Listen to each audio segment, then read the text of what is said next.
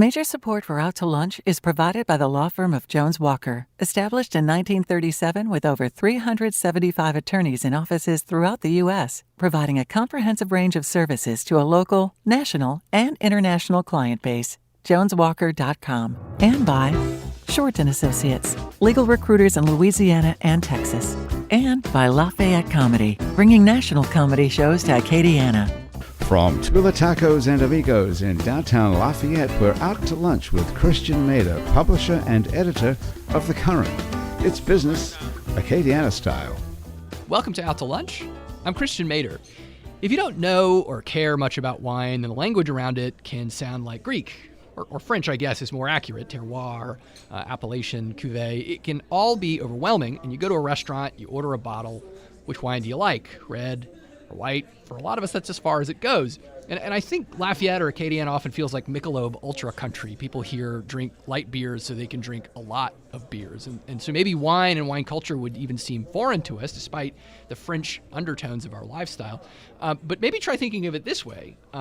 Wine is an expression of place. That's what terroir means, the earth, the air, the water that made the wine. We talk about food this way in Louisiana all the time. And you could argue that gumbos and boudins have terroir of their own, but you'd probably be thrown out of the party for saying that. My guests today, Denny and Katie Culbert, are trying to tap into that obsession with place with their boutique natural wine shop, Wild Child Wines. And Wild Child opened in 2020 in downtown Lafayette, and it's since grown a cult following with its select imports of small batch wines from around the world. The shop has a small wine bar for tasting and teaching, and those have been consistent themes for Denny and Katie, tasting and teaching, who have spent the better part of the last decade building culture around local foodways with initiatives like Runaway Dish, which is a series of pop-up dinners that introduced adventure to Lafayette's culinary scene. Outside of Wild Child, Denny is a photographer with credits in Saveur, Garden and Gun, and Vice magazines. And Katie owns and operates the boutique clothing shop Kiki, and its 2 locations in Lafayette and Baton Rouge. Denny and Katie, welcome to Out to Lunch.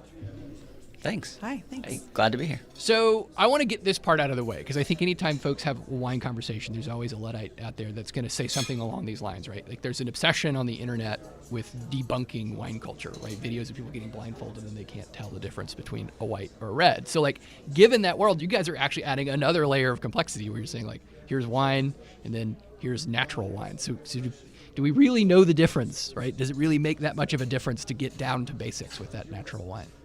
I mean, for us, yes. And I mean, I think it's growing to where more and more people are realizing the benefits or the difference. But I mean, I guess when it comes to just flavor or taste, like sometimes maybe not, but it gets more down to like the spirit of what natural wine is, I guess. Mm-hmm. Is that what you're asking? Sure. What's the spirit of what natural wine is? Maybe I should have started there. Yeah. I mean, for us, like, it's, I think, like with anything, okay, so like food, it's, over the years, modern food has become very commercialized or,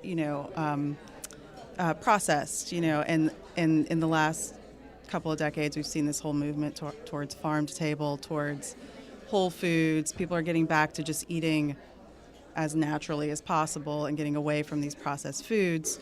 Well, this is what natural wine is. It's the oldest way to make wine, but over the years it's become commercialized, and bigger and bigger productions of these wines are being made, so they have to use certain things to get them to that point. And now we're taking it back to where it all started from. And so these winemakers that are just doing it naturally. Yeah. That makes sense. Yeah, I don't know. Maybe what I don't know a lot about, and I would assume that's a lot of other people, is like what are the new manufacturing techniques that kind of get you so like if you're trying to define what natural wine isn't, like what are people doing in the production of commercial wines today?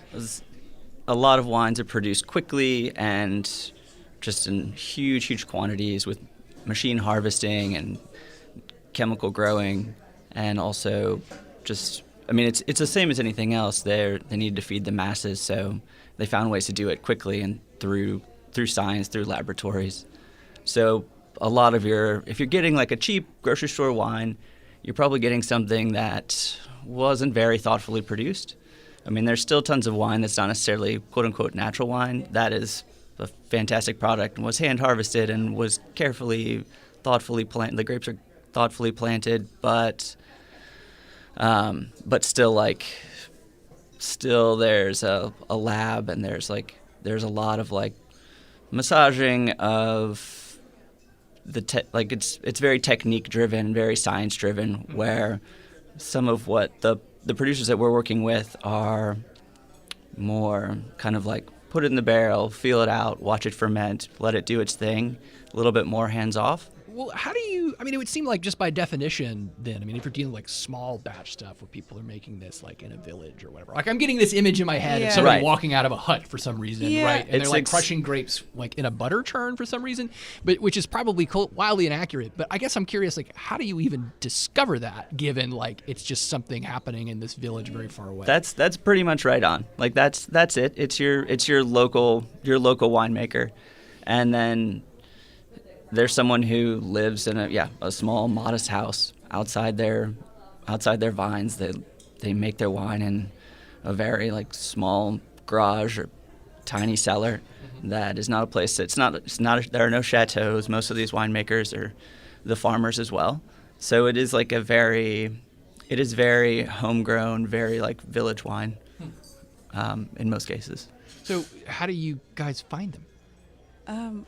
We have lots of help with our, with the importers that we work with the distributors we work with. We've been kind of going down this natural wine, we just started drinking more and more wine and kind of discovered just this thing. I don't know, it's really hard to put your finger on it, but you start to drink more and more of these wines, and there's some aliveness within them. And so we kind of became obsessed, and that's what just led us following certain winemakers, following certain importers, and then ultimately, once we got a wine shop, we have distributors that we trust that can kind of guide us to what wines are what.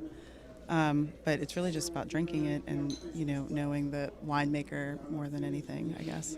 You guys are often the only shop, I presume certainly the only shop in Lafayette, right, that might carry some wine from an obscure, vintage in Sicily or something. But yeah. Is it are the batches that small, I guess is my question? There are some really, we get a lot of wines where maybe 2 cases make it to the state and we get 6 bottles, and that's so dreamy, and so cool that something from, a small a small winery, our producer in Sicily makes it all the way here. That's wild. Or the Czech Republic, just some crazy, amazing wine, and someone in Lafayette, Louisiana gets to drink these wines. It's pretty amazing, and amazing for us, and kind of a dream for us, and why we started this whole shop in the first place, I guess.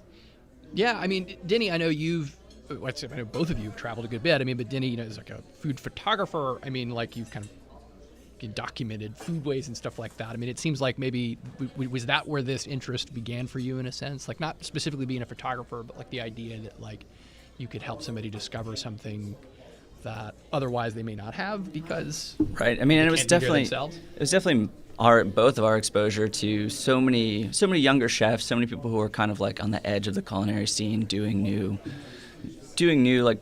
cutting edge restaurant techniques, but then also those were the same people who were coveting these wines and looking towards these wines, and especially since these wines are super approachable. That's sort of our thing too. It's make wine fun. It doesn't have to be, when you walk in the shop, you don't have to know anything. We can guide you through it. You can kind of check it out, find what you want based on just what you find on the shelf, or we can kind of give you a guided tour. But yeah, it was definitely our travels, mostly actually with Katie's job, being in New York so much. We were able to visit restaurants and visit wine shops that were selling them something that was so much more interesting and exciting than what we were finding in just your everyday small town wine shop. Katie, is there I would imagine there might be kind of a parallel. Denny brings up, your work with the clothing shop, right? That part of what you have to do is curate ideas and things for people. Is there a similar function in your brain for that, being I think there's a market for this wine or this, blouse in Lafayette or something like that? I feel so having my experience is solely in retail, I have zero wine experience. Neither of us are wine professionals by any means, but I've been in retail for a long time, and our shop, Kiki, it's very curated. And it was kind of a gamble back then. I mean, it was high end, fine jewelry, fine fragrances. We don't try to appeal to everyone, and we certainly can't and won't. And so just like kind of finding a lane and going with it. And I feel like with this wine shop, from the beginning, we wanted, we were traveling and going to places and going to wine shops and looking for natural wine. And it's, at the time, 5 years ago, it's hard to navigate a wine shop in general, and let alone like which wines are made by these small growers that aren't putting anything in their wine, are not dry farming and growing their grapes as naturally as possible. It's not going to be on the bottle, so it's hard to find in any wine shop. So we wanted to make a wine shop where you knew walking in that that was the deal. From this was the bar that was set, and so everything in the shop you're going to at least meet all those criteria. And then a lot of people at the beginning said that was crazy. Like, you need to have other wine, you need to be able to appeal to other people and get other people in here, and don't pigeonhole yourself. And we kind of took a gamble and did it. And so it is about curating, but so it's about our taste and also like these winemakers that we believe in, and just kind of giving someone the ability to come in. We do have a lot of people that care about that. They're like, they don't want anything processed. They don't want a lot of added sulfites, so we can tell them right from the beginning that's what you're getting in the shop. It's interesting. I know my mom, for instance, who started liking wine like sort of later in her life. Like, that's an issue for her, is wines that have sulfites in it. Like, I am by no means a wine expert, but she just kind of learned over time, well, I can't drink this varietal because it's got too much of that in it, And so it's interesting to there are aspects of I think people will often say, when I was a waiter, right, people come in with a wine menu or something like, well, I don't know wine. And sort of, as a waiter, I'm like, I don't really know wine either. People like what they like and they have their reasons for it. But I think a lot of times when people start to pick apart maybe a bottle that they like, they actually kind of intuitively know more about what they like in a wine than they think. Yeah, it's true. It's true. Have you guys found that it's been easy to make this approachable for people because of that? Yeah, I feel like, it's interesting what the shop has become. Like, for us, we were never trying to change that wine drinker that was set in their ways and drank, maybe they were really expensive wines. Maybe they weren't necessarily natural, but they're beautiful wines, and they might never walk into our wine shop. And then we have people that are buying $5 wine from the grocery store, and they're never going to walk into our wine shop. But what's interesting is we've created so many new wine drinkers, like young professionals, people our age, people younger, people a little bit older, coming in, who are now learning so much. We're all learning about these wines together, and they kind of were like, oh, I never drank wine before, and all I knew was Pinot Noir, and there's 1,000 other grapes out there, and we're every day it's like, what's the new bottle of wine that someone that they're going to drink, or maybe not every day, but every week. What's the new bottle of wine that's going to be on the shelf that's going to that they can explore and kind of visit this, like you were saying before, this terroir, this kind of travel to this place and taste the life that from that part of the world, because I definitely feel it when I drink these wines. And again, a lot of people are like, ugh, natural wine. It's just wine. It's just grapes. We talk about it so much and it gets all jumbled and confusing, but it's just wine, and it tastes like wine. It tastes like delicious wine, if anyone's curious out there. But You're listening to Out to Lunch. I'm Christian Mader. I'm talking to Katie and Denny Culbert at Wild Child Wines. Denny, I'll say this, it seems kind of fun, frankly. And even I've been to the shop, and the bottle selection, I'm the sort of person who looks at a label and I'm like, hey, that's a cool label. There actually seems, even though these might be small batch or small, a lot of it seems artful and youthful in a way. Is this kind of part of I guess I'm curious, is this a movement that's happening out there that's just making its way into this area? Because it seems like there's a cohesion to it almost artistically. Yeah, it's definitely a movement. It's definitely a lot of younger producers who are paying attention to their graphic design, and also just having fun with it and building their brand, and they want it to look exciting on the shelf. and to represent who they are and what they're doing. So it is sort of like it's a sort of an art form for what your bottle looks like, but it's definitely like a movement that has been, I mean, the natural wine movement has been happening in France for a long time, and it's definitely something that's taking over here. I mean, now every week we see a new shop pop up somewhere in a small town. It's definitely not a fad. It's definitely like something that's here to stay, and it's maybe like the new direction of wine. I mean, just jumping off of that, I mean, are there, when you say you see them pop up in small towns, I mean, are there others in Louisiana? I mean, are you guys the only one doing it? Obviously, the only one in Lafayette I'm aware of. Right, there are shops in New Orleans for sure. I mean, and our shop was kind of modeled after one, just sort of how they were set up with their little bar program and retail shop, because we knew we wanted to have the bar aspect to have like the education and to be able to let. The idea was like, I mean, part of it is hard because people walk in the shop and they've never seen any of the bottles ever. So it's definitely, we wanted to be able to have a by the glass menu where people can come in and try things and taste things and experience it immediately. That way they didn't just kind of walk in, see these wines or maybe a little bit in like the $25 to $35, $45 price range and walk right back out because they didn't know what anything was. So we wanted to be able to have that part of it. But I think like there are so many shops like ours that are really like forward with the education and letting people taste and like trying to make it exciting. Interesting. So, I mean, I'm curious, like just kind of thinking about it almost like you guys talked about how early on maybe people said you guys are crazy, you need to add X, Y, and Z just to make sure that people are going to like whatever. But I mean, just kind of putting business class theory on, I mean, was it that you came in and you said, look, this is something we love, so we want to open a shop like that? Or did you identify, hey, there's a market here for this thing that we love? I mean, I don't think we did any like supermarket research, but I think this community is pretty open. Well, I mean, pretty open to trying new things. I think like we're really committed to downtown, and we've seen downtown grow so much. New restaurants, I mean, and just young people doing innovative things. I mean, at the same time, I don't think what we're doing is by any means like innovative. It's very simple. It's a wine shop that you drink wine in, and that's all we want it to be. We're not trying to be flashy or, a fad or anything. But it is. We've been seeing more and more just smart, kind of different businesses popping up, and people obviously like to drink down here, and I think this is a new thing. And like, what's more, it's very French francophone, and what's more French than like swigging a bottle of wine with your friends, So that was the whole idea, and we loved it so much. So we thought if we believed in it, they'll come. We'll see. And if we don't sell it, we'll drink all this wine off the shelves eventually, and then. Yeah, what's the worst thing that happens? You have to take it all home, and and we've lived downtown for 10 years, and we wanted to open a storefront and be part of the community and be a part of what's happening downtown too.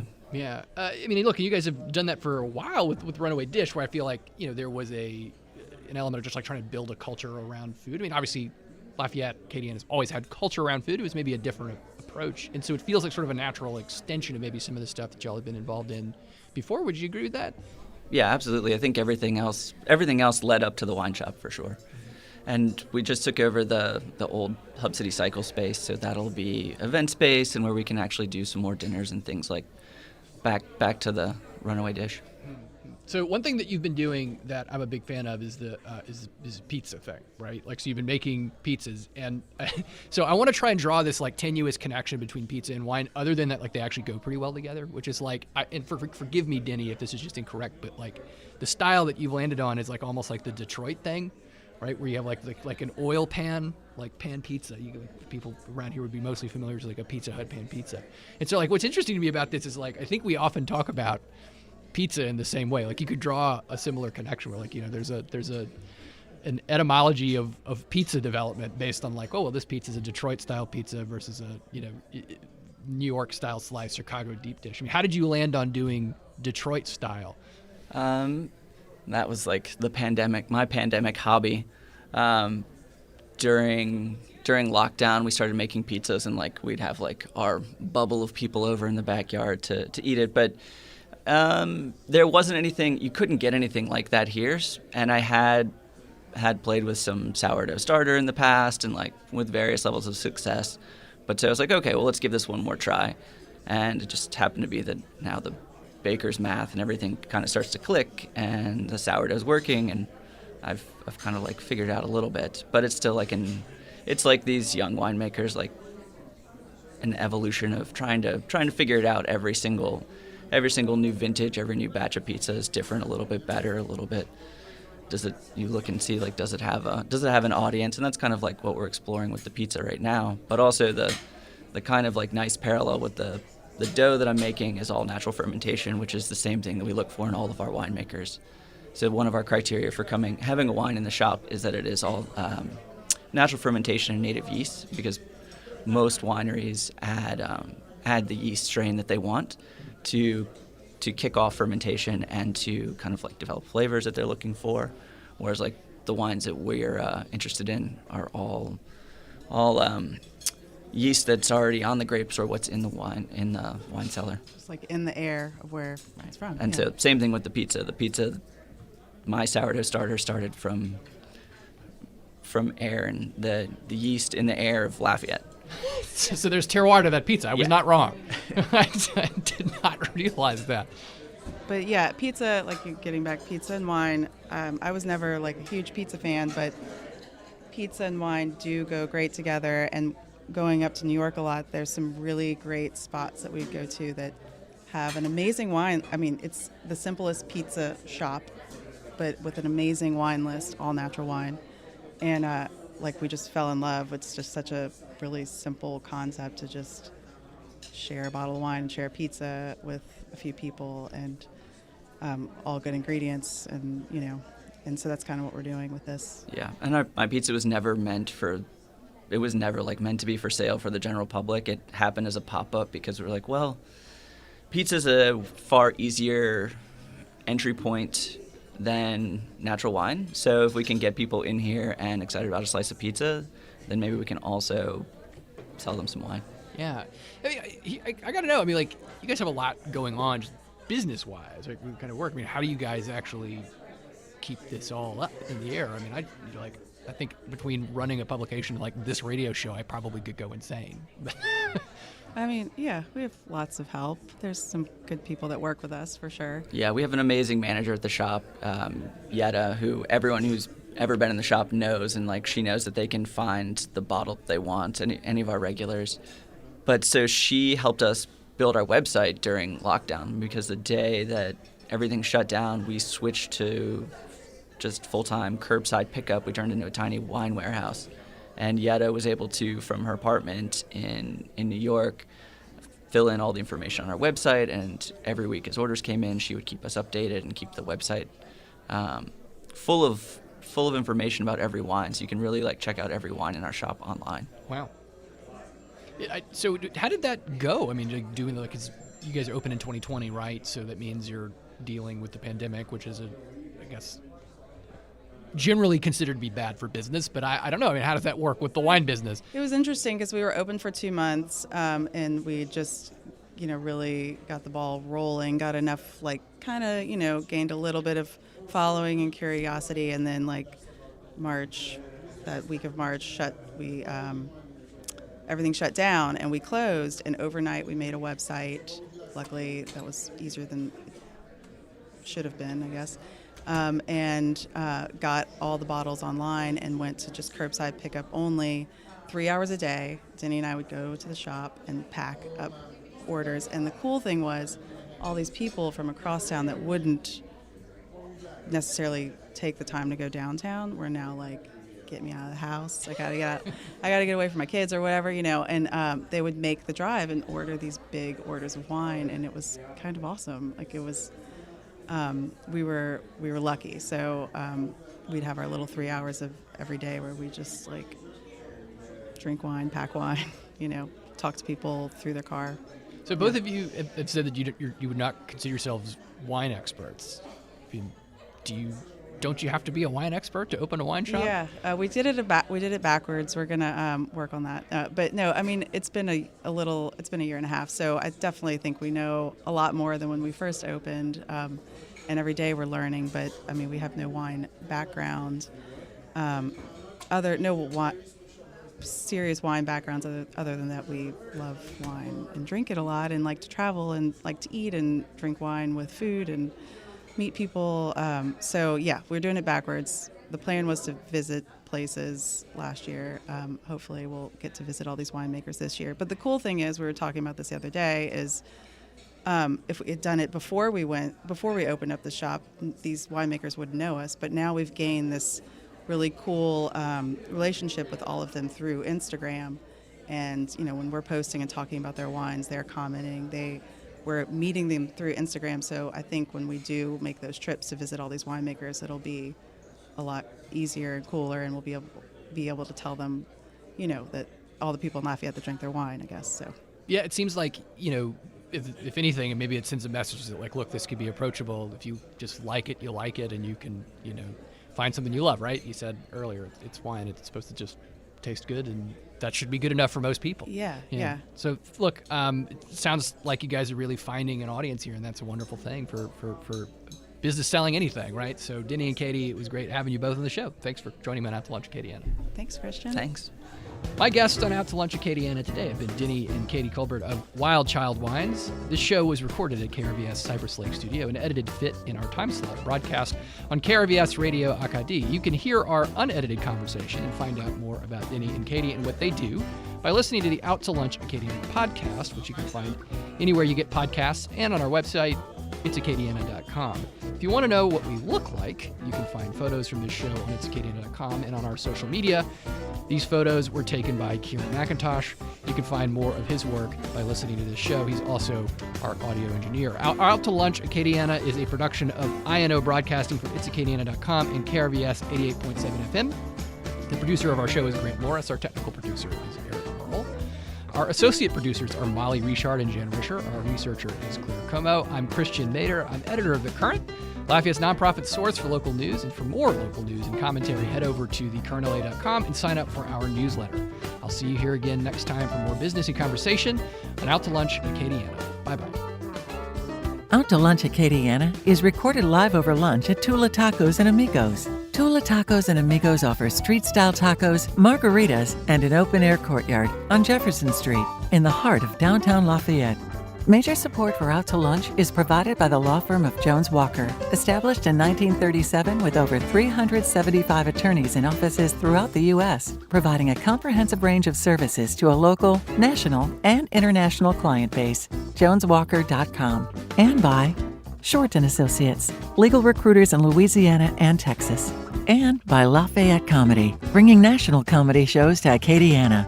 Mitchell Foreman wrote and performs all the music on Out to Lunch. You can hear Mitchell's music anywhere great jazz is sold or streamed, and at mitchellforeman.com.